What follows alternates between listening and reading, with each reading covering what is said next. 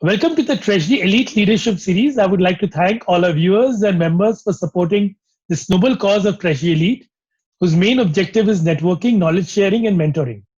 Time and again, we bring in world class speakers and thought leaders and conduct various programs, webinars, and conferences in different formats. Treasury Elite Leadership is one such format where we learn from industry thought leaders about their experiences of running their businesses, opportunities and challenges they encounter, and broad trends they see for the future. Today, we have Mr. Shiva Ganpati. Mr. Ganpati is the managing director of Gokuldas Exports Limited. In his 3 decades of career, he had several high growth businesses in diverse industries across several countries in Asia, North America, and Europe. Prior to joining Gokuldas Export, Shiva has been with Aditya Birla Group for 21 years. He was the Chief Operating Officer of Idea Cellular Limited and President of Aditya Birla Minax, a BPO business based in Toronto, Canada.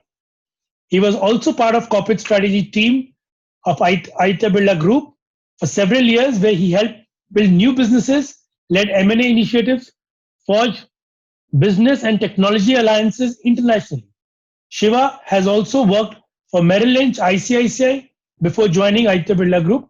Shiva is a PG diploma in management from the prestigious IIM Bangalore and a BTech from NIT. Welcome, Shiva sir. How are you? I'm good, thank you. Glad to have you today as a part of Treasury Elite Leadership Series. In the next 30 minutes, we will love to learn from your experiences. So, my first Sure. question to you is, we would love to know about your transitions across your roles and career progressions over the last 21 years in Aditya Birla Group and now Gokuldas, and your major learnings across these years. Please share some examples if you want to share any. Okay. So I've had experiences in several industries, right? So I started off my career in design engineering, working for a German firm. Then I moved into investment banking, consulting. And then in Aditya Birla Group, I was more into corporate strategy. It was very interesting times I've had there. I joined the group in 1996, and in those days, the group was undergoing a tremendous change. The current chairman, Kumar Mangala Birla, had just taken over, and the group was in a transition in many ways. And I actually joined on a Sunday there. I was supposed to join on a Monday, but then they asked me if I can come in on that Sunday to attend a meeting. And when I attended the meeting, I was personally quite energized. There was a meeting where there were 200 people. Each one was proposing a plan as to what they would like to do for their business. So the group is fairly entrepreneurial. People could come and propose to start a new business within the group's ambit. And there were many teams which were proposing some new ideas, and this was a evaluation meeting. And once you get evaluated, you will get bumped up, you will get some funding for further research, and then you do a full blown business plan. And those teams were also there presenting. Some were in the stage 1, some were in stage 2, and if you get selected, the team can go and pursue that business. So it was very entrepreneurial. It was great to see how businesses create new businesses, and that is the kind of ethos of that group. And from there, I moved into looking at various businesses, looking at restructuring. Certain businesses were not really meant for the next century, and so on and so forth. So we decided to hive them off, or certain businesses we worked to do M&A and keep growing them organically and inorganically, of course. So did a lot of that. It was hands-on involvement with various businesses. Gave me a broad idea across business lines, whether it is textiles, cement, fiber, chemicals, name it. There is a huge amount of business diversity there, which obviously is a source of learning. So that was immense. I also had the fortune of developing some businesses of my own, mainly in the tech side. So somewhere in late 90s, we had an investment in the US, and I went in there as a CFO of the company just to make sure that the company does well. So it was in a tech space. Then coming back, it was in the e-learning space. And then coming back, I moved in. I started developing the BPO business for the group. Those were very early days of BPO in the country itself. I'm talking of early, 2002, 2001, 2002. And, we acquired a company, a small company in Bombay. And then, after that, I moved into the company. That was a shift from a, corporate role to a operational role. And then we started growing. It was a small $5 million revenue company. In 2-3 years, we moved the company at that point in time with about, we said that is too small for Aditya Birla Group, doesn't make any sense. So we said, let's now, grow it organically. While we continue growing organically, we'll also grow inorganically. Acquired a company in Canada, which was, many, many times larger than that. It was almost a $290 million company. So, collectively we became a $330 million company at that point in time. And then I moved into Toronto, was, helping run it from there. So got a lot of experience running operations on a global platform. We were present in 7 countries. So, all the way from Philippines, India, Europe, North America, all the way to West Coast. You don't know what time of the day you are because, your teams are awake at any point in time. And running such a complicated business is always challenging across time zones.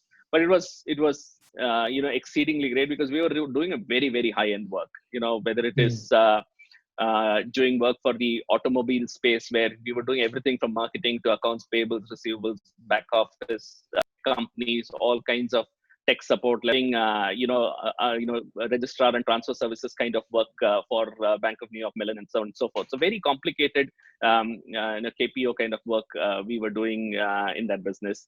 I moved into Idea Cellular in 2010, from there, because one of my mentors, Sanjeev Aga, who was running Idea Cellular, and Idea at that point in time was on a major growth path after having cleared all the shareholding related issues between Tata, AT&T, and all of that. So there was a huge growth that was, going to come in telecom space. And I also wanted to come back to India for personal reasons. So came here, then, worked in that space. So that was a heady journey again, mainly distribution, creating a massive network and sales and marketing infrastructure. Idea, I think, was known for its rural distribution. Actually, it came in late into the market when Airtel and Vodafone had more or less captured the urban markets in India. And Idea actually came while we had a network in urban areas as well. We came from rural into urban, and that really helped gain a substantial market share. While telecom itself was a multiplayer business, there were 10 or 11 players in India, but Idea really shone through despite being a late entrant in the business, and became a fairly strong player in the country with very strong EBITDA margins and revenue. So that was an interesting, learning for me. And then in 2017 moved into Gokuldas Exports. Again, completely different business, and that was a huge experience. Then the last 2.5 years I've spent, to borrow an American aphorism, I've been drinking from a fire hose during this period. There was so much to do, and we have done a lot of things in the last 2.5 years. When I came into the company, I came in October 2017, and the company had challenged financials, historical financials. It was not a great performer, and on top of it, there were some industry headwinds that we immediately encountered. For example, the GST regime that India transitioned into clearly resulted in a double whammy for garment exporters. So, upfront you have to pay GST and block money, and you will get it released only when you export the goods. So, additional working capital was required. But the even bigger challenge was that duty drawback was withdrawn post GST implementation, or reduced to the extent of 3%. Now, 3% is a big margin for a low margin business, manufacturing business. So 3% going away from your margins hit the company really badly. So additional working capital and 3% off your margins. On top of it, in the second half of FY18, that is starting October 2017 to March 2018, the rupee started appreciating. A rupee appreciating is bad for exports business as well.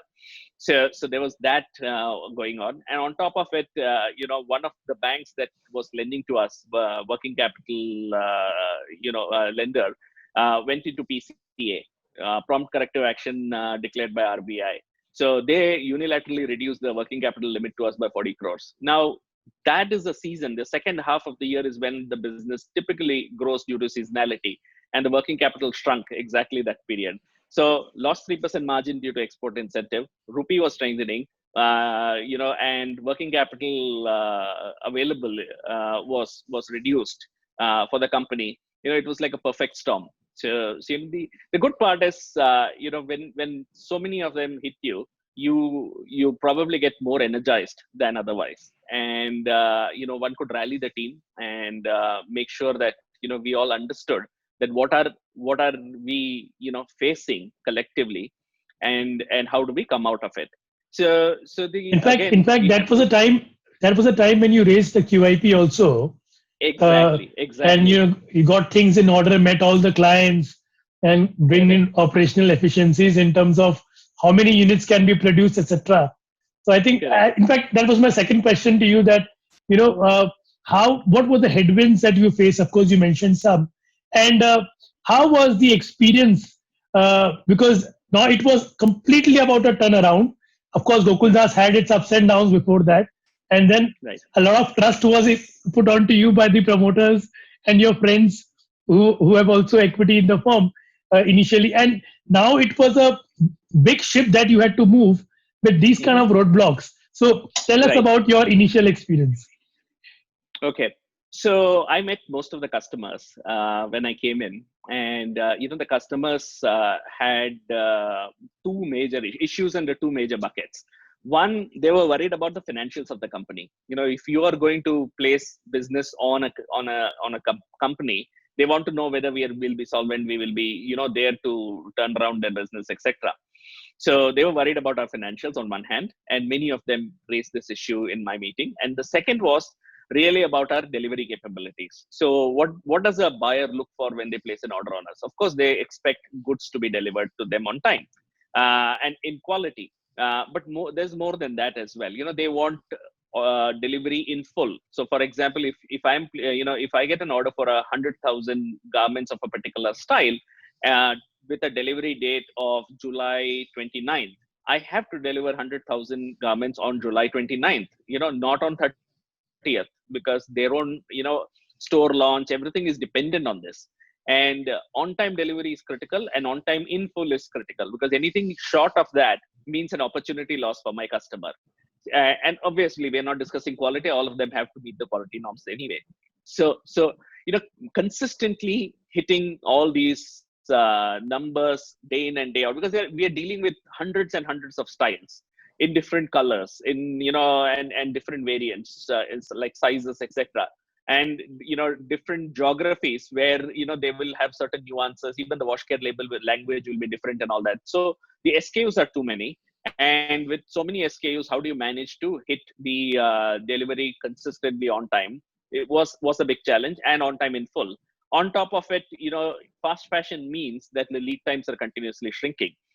Like at any point in time, we have 60-70% of the orders going as a fast track order, so that the lead times are lower. And year on year, I'm seeing lead times getting shrunk by a week. Now a week is too long. In 8 weeks becomes 7 weeks. That's a huge shrinkage in lead time, and we have to scramble to make sure that we still deliver on time. So there was a lot of these where we were dropping the ball on customers, so they were worried about that. So I said, okay, understood the problem. Financially, we worked. That was the easier part. We have to raise funds and solve that problem. And we went to the markets, raised money through QIP, as you mentioned. There were some challenges, because when you do a road show, etc., people are worried about, what's your long-term past versus, how will you do the future? They want to be 100% sure that this is something which they can bank on and support. But thanks to, good support from the promoter group, as well as, all the work that we did, we managed to raise the funds through QIP. And the other one was much harder because there was no one thing to do. There was several things that we needed to do. For example, in a business like this, where the variety is so huge, like I have like 230, 240 lines producing garments, right? And each assembly line keeps producing garment for say 3 weeks, 4 weeks, and then shifts to a new product. So at any point in time, I'm producing about 90 to 100 different styles across my factories. So we are not like one of those traditional manufacturing where I'm manufacturing the same thing year after year. I'm continuously changing what I'm producing, which means the raw material for that is coming from various different sources, some of them local, some of them from abroad. And we have to manage the supply chain exceedingly well. So factories had one big grouse that, raw materials weren't coming in on time. And if raw materials don't come on time, then how do you expect the factory to deliver on time? So we did a very detailed dashboard, etc. We found that 54% of the garments of the styles had raw materials come on time, which was abysmal. So we worked on it. We worked on the supply chain totally, changed many protocols, including quality checks at the supplier level. Sometimes the material come on time, but it has a quality defect. We send the goods back and get it done, but we have missed the deadline, right? So how do you ensure all of these are addressed? How do you ensure logistics is addressed? If the ship docks the port a day late, or customs takes 2 days extra to clear, that's a late arrival for me for my raw material. So how do I ensure that proactively? We did all of that. Today we are at 90-95% of the raw materials come on time. So that's a huge shift. And that really sets the agenda for the second part, which is inside the factory. So once the raw material comes, how do you ensure that the factory is delivering and turning things around? So we did a lot of work in the factory itself in terms of, fundamentally at two levels. One, the downtime in the factory should be zero. Two, high level of consistency in what we produce, so that wastages, rejections are lower. And when we started focusing on this, we started getting into two areas again. One was people related. How do you manage attrition, people management, etc.? Because there are a lot of workers in our we employ about 25-26,000 people. So there's a large number of people here to manage, and they will have their own set of issues which will result in productivity challenges. And second was really related to the production system and the machines. So some of the QIP funds, we put new machines. We introduced IoT in the machines. We introduced a massive tracking system within the factories, where QR codes were used to track the production through the system. And we also introduced not just trackers along the assembly line, but we did videography of every operations to see how do I optimize each operation, so that we can increase the throughput through the factory. How do I ensure that during packing I'm not making any mistakes and all the size sets are properly packed? So the whole thing was technology driven. We did a lot of digitalization of manufacturing. Simultaneously, at a people level, we started working on addressing the needs of the workers. So we employ women. We employ more than 20,000 women. They have their own set of issues and challenges in terms of coming to work, family issues, family, children at home, so many other issues. So how do we provide a caring atmosphere at work so that the productivity is high? And we pushed in a lot of social workers into the company whose responsibility is not to the factory managers, but whose responsibility is to take care of their women's welfare in the factories. So no abusive language, no pressures, but Sure. productivity is important. Stuff like that. Absenteeism Sure. started coming down. Attrition started coming down. We started taking care of them. Many things. All these initiatives. We asked the senior women to take care of the juniors, because we found that the attrition of the new joinees are the highest. Sure. Within 3 months, many were leaving. So how do you ensure that they are handheld so that they don't tend to give up their jobs and go away? Many of them come from agrarian background or rural background. They don't know how to work in an industrial environment. You have to ease them into the jobs. So that Sure. new manufacturing processes, multiple of them, we started seeing productivity improvement. Like in the first year, we improved by 14%. Not a single investment made in terms of capex. It's only because of the processes that we got. Then That's we put in amazing. capex, etc. So that gave another, 14, 15% improvement in productivity. So the last 2 years, when we look at, last year we had a revenue of 1400 crores. That is FY20.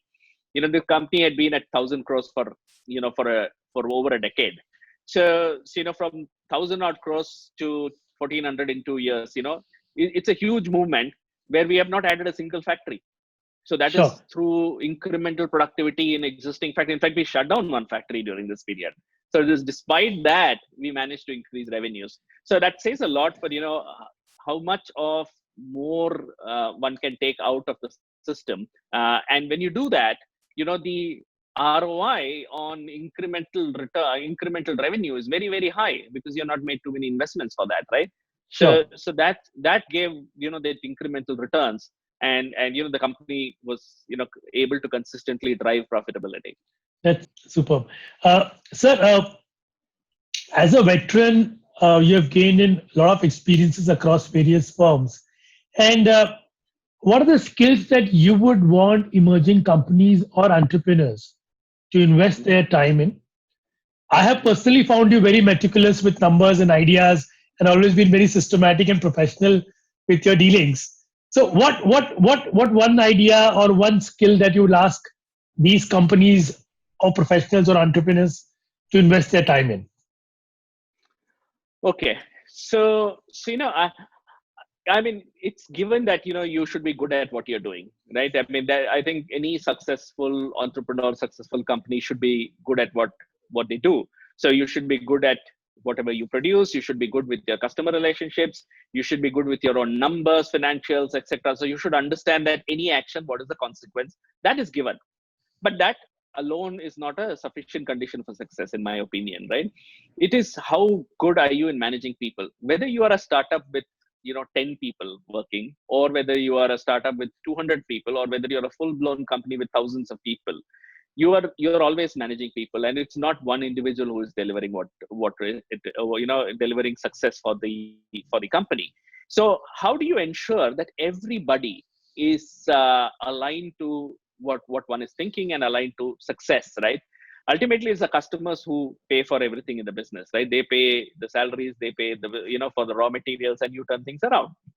So so keeping that stakeholder happy, keeping all the other stakeholders, like your suppliers, your industry peers, your banks, and so on, and above all government, is very critical. And leadership is about aligning all these groups, and sometimes when a crisis comes, making crisis a common cause for all of us to combat, right? So aligning people is the skill set which is most important in my viewpoint. Others are anyway given, and oftentimes this is overlooked, or this is not paid adequate attention. Again, small thing, like think of a telecom company, right? I was in Idea Cellular. We had thousands of people, direct staff as well as indirect staff. The individual customer who walks into a showroom, let us say, for a SIM replacement or whatever it is, what is the experience that person gets defines what they think about the brand. Now, how do you ensure that that employee gives an exceptional service, or that employee in the call center who is an outsourced agent? How does she give a great service to the customer who's calling the call center, right? So this is very important. And unless you treat your employee well, your employees are not going to treat your customers well, right? The customer walks in, says, okay, write this form, I will come back to you, kind of thing will be the standard answer. Will the employee feel, how do I go out of the way to give Delighted. a great experience to this customer, right? Does the employee have the empowerment in first place? Okay, you have a problem, you could not experience the data for last 15 days. Here it is, I'm going to give a waiver for 15 days straight off the bat. Now, if the employee is not empowered to do so, then that employee is a very, very junior employee earning some 12,000, 15,000 rupees a month. Now, if she's not empowered to do so, then obviously the customer is not going to get any delight, and address issue will not be addressed. But you try to empower them. They're not going to waste your money and give unnecessary waivers. I have found that never happens. They're very responsible, but you got to trust them, train them, and make sure that they are also treated well. Then the customers will get treated well. So it's a whole people approach which is exceedingly important, and how well you connect with people, and particularly at a leader level. If you only stay with 2-3 levels under you, then I don't think you're really a successful person. You got to connect with people at the front line. At every level you should be accessible. You should go and meet people at all levels. Automatically, I think you will find that issues bubble up straight to you. Half the time, many of us are responsible for not allowing bad news to come to us, and if they don't come to us, we don't even know they exist, and we will never be able to solve them. So if you are keeping a channel open and perpetually open to listen to some of these things, and these are all rustle in the woods. You may not even directly connect it as an emerging bad news, but if you are able to listen to that small faint rustle there, and pick on it, and address it proactively, that's it. I mean, the leader's job is, in my mind, to solve, pave the path for the others to drive over, right? If my job is to remove the speed bumps on the road, my team will drive the car fast. That's the way I look at it. Correct. So I wanted to know about your 3 rituals for the day, and take us through your fitness and spiritual journey. I know that you always take the stairs. I think it's Gokuldas is at 3rd floor or 4th floor, and you always take the stairs. 4th floor. Yes. So just take us through your rituals of the day and your fitness and spiritual journey. Okay, so I don't have a very rigorous daily routine, but I have a weekly routine. So I definitely do an hour-long yoga for 3 days a week. That is the minimum. Now, there may be a day I may skip because of exigency, etc. But when by the end of the week, I would have done three days of an hour-long strenuous yoga. Other days, I at least catch up some amount of walking, even if not brisk walk, 15 minutes at least, if possible. In the evenings, regardless of how late I go, I try to do cycling, about about an hour long. It's almost like an endurance thing. I I cycle reasonably fast, about 20 to 25 kilometers an hour, and almost 1 hour nonstop. It gives me a huge amount of energy. Rather than drain me, it gives me energy. So that's another one. So you do that in the trainer? You do that in the trainer at home? No, I cycle on the road. I cycle on the road. Okay. Actual cycle. Cycle. Yeah. So that helps as well. And other than that, I read. I try to keep myself as diversified as possible. So physical health is always taken care of through abundant exercises through the day. I like to finish my dinner by 8 o'clock at least, if possible, so that no late eating of food. And yeah, another thing is, I don't like to look at my mobile till about 9 a.m. So in the morning, I consciously, for last 3 years, I have kept away from it, unless I'm traveling, of course. Then you're going to the airport and all, then you end up looking at the mobile phone. But other than that, if I'm at home in the morning, till about 9, I tend to avoid mobiles. Why take additional strain, right? I need my time for yoga. I need my time for reflective thinking and all that. And I have found that I can manage my day very well with this, so it's worked out well. Sure. So one fun fact about you that people don't know. Oh, okay. So I speak a lot of languages. Interestingly, Okay. I mean, apart from English and Hindi, of course, I grew up in Mumbai, so Hindi comes naturally to me. I can speak Marathi and I can speak Gujarati as well, reasonably okay. I speak Malayalam, Tamil, and to an extent Kannada as well after coming to Bangalore. So I am reasonably proficient in about 7 languages, at least passable conversational skills. That's something. I don't know. That's awesome. That's awesome. And how has your family or colleagues or friends, any instance that you remember that has played a very, very important role in your stellar success? If any example that you can share. So many of them, right? I mean, my wife is, yeah, quite spiritual, and she's quite knowledgeable in many areas. She does counseling and all that.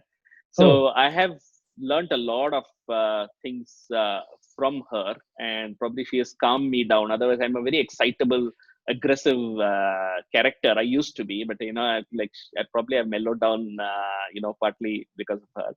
I had a great boss at Aditya Birla Group who really, he was very charming. He was able to deal with, people from all over the world, and break ice, form relationships.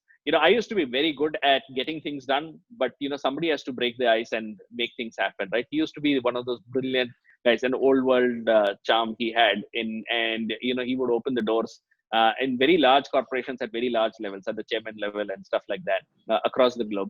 So learned a lot from him, as well as to how to approach a meeting, how not to straight away jump into the topic, but put everybody at ease. A lot of those kind of learnings. The other thing I've learned is, of course, from all of these people, are how do I to choose my battles. You need not fight everything, right? So you got to prioritize what you want, and you only choose those battles you want to take on and fight. So I think that's some of these people have taught me that.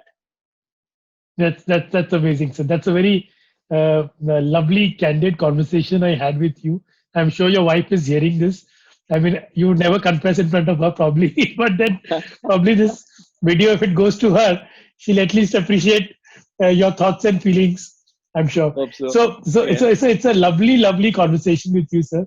We learned a lot from your insights in your Aditya Birla in and your entrepreneurship, what you have done in Gokuldas, kind of challenges you faced, and the way you are looking up and the way the company has grown despite all the headwinds in these uncertain times also. And I wish the entire team, for all the colleagues at Gokuldas, all the very best. And please stay safe in this COVID times. And I'm sure after 3 months, probably COVID will be history and we all will laugh at it. And then that's the time when I'm going to come and meet you one on one. So thank you. Thank Thank you you. so much for taking out time. It's lovely Oh, talking thank to you. you. Thank you. It was a pleasure talking to you, and really appreciate the time you spent with us. Thank you so Sure. much.